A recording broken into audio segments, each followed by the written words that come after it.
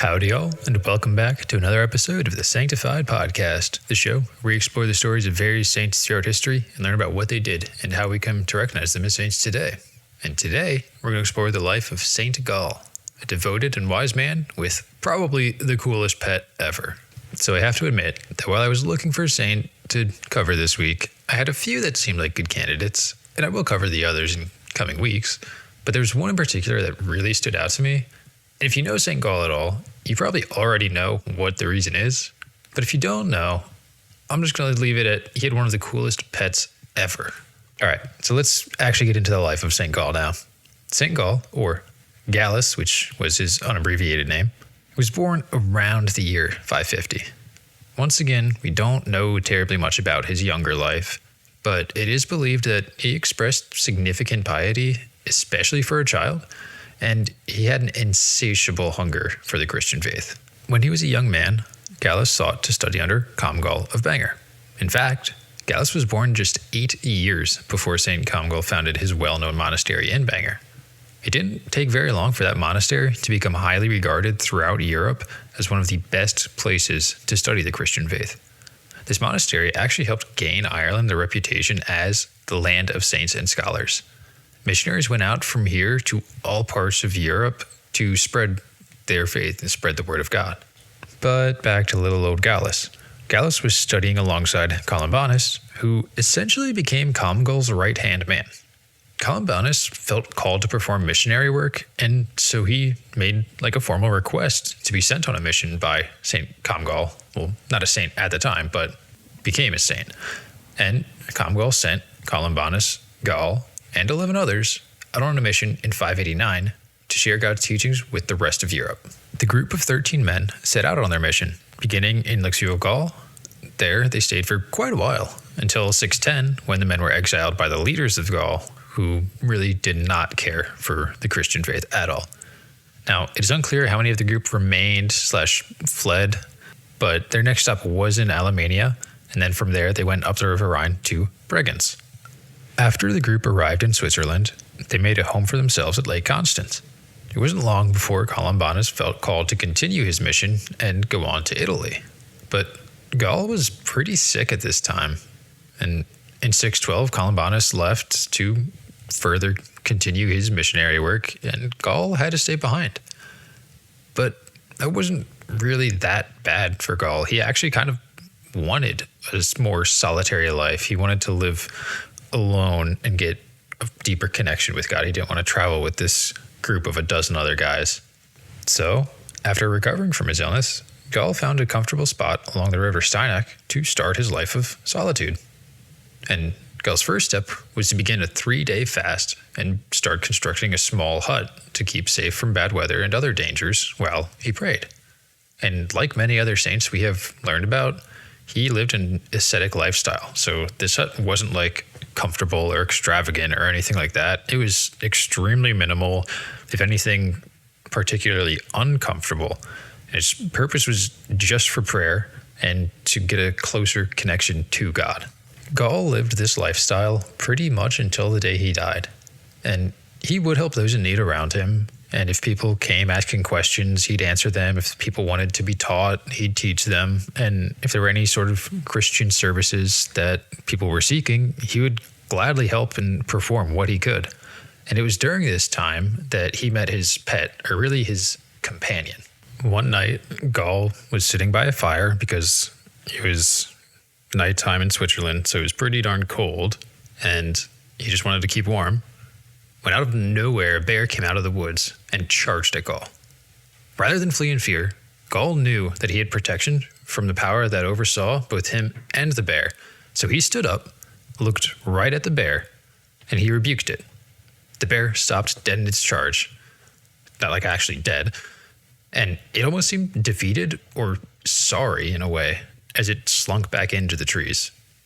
And not too much later, Gall heard a rustling in the forest around him. He prepared himself, and the bear came out again. But this time, the bear was carrying wood for the fire. It didn't charge at him, but it helped him instead. And for the rest of his life, the bear accompanied Gall wherever he went. And some records even say that Gall would play an Irish drum called a bodhran, and the bear would dance, which would be pretty awesome to see. But yeah, that's the part that really got me hooked on Saint Gall. I love bears. My fiance knows that all too well, and if I could have a bear as a pet, I absolutely would. And now she's not going to hear the end of how Saint Gall had a pet bear, so it's really not that unreasonable that I should be able to get a pet bear. Though I would want a really cool bear. I wouldn't want a panda bear. That's kind of boring. I wouldn't want a polar bear because they're the only bear that's known to actually hunt people. Like, a grizzly would be awesome. A black bear would also be pretty cool. But yeah, just a pet bear in general would just be so cool. Sorry for that little tangent. I got a little bit excited about the pet bear, but we're back on track now. So, Gall was once asked by a local duke to save his daughter from a demon that was plaguing her. Gall obliged and saved the daughter, Friedeburga, and it is said that after he performed this exorcism, the demon that was controlling her flew out of her mouth as a black bird. And as a reward, Gall was given a section of land along the shores of Lake Constance. On this land, a monastery was later built that was named in honor of Saint Gall. Gall was also asked multiple times to be the bishop or abbot of the monastery at Luxeuil, but he always refused. He preferred to live his ascetic and solitary life. And there were two primary reasons for this.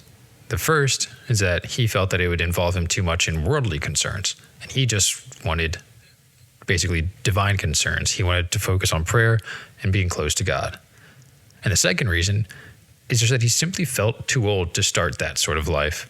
This was around 625, so he was close to 75 years old, if not older.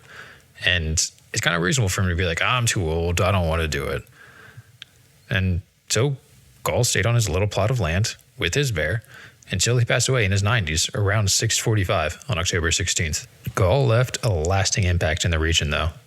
He is credited with helping the entire nation of Switzerland embrace the Christian faith during his time, at least, because of how pious everyone could see he was and because of the wisdom that he held because of his piety. After his death, the monastery that I mentioned a little bit ago was built, and his hut was eventually connected to it. It became a fairly successful monastery, and it had a library that was started from the books that Gall personally kept in his own sort of little library. And this ended up being a very wise and fortunate decision because many of the original Irish texts that they had copies of were actually destroyed when Vikings attacked Ireland. So without this library, we might not have some of the texts that we have today.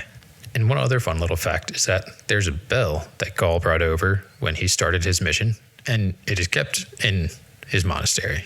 But today it actually is St. Gallen's Cathedral because the monastery itself was dissolved in 1805, converted into a local parish, and little building improvements were made so that it became St. Gallen's Cathedral.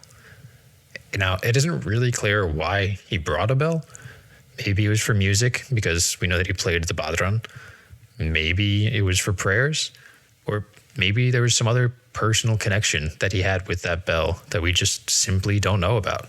There is a small town in modern-day Czech Republic, which was then Bohemia, that bears Gall's name, but Gall was known as Havel in that region, and so the town was named in honor of Saint Havel by Wenceslas I around 1230.